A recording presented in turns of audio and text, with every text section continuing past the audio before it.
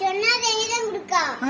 தேடி வரும்போதும் சொன்னா தேவிதான் எங்க வீட்டு வரை கேட்காது.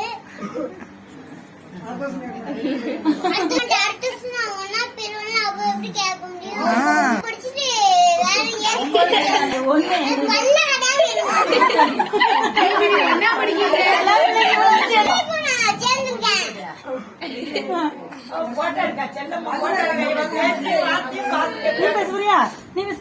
தர்பூசணி பழம்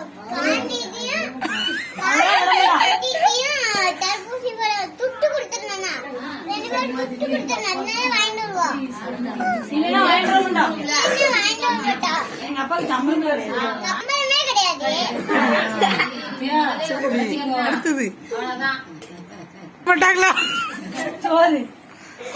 சாப்பிடவே சாப்பிட முடியாது. சாப்பிடுவேன்.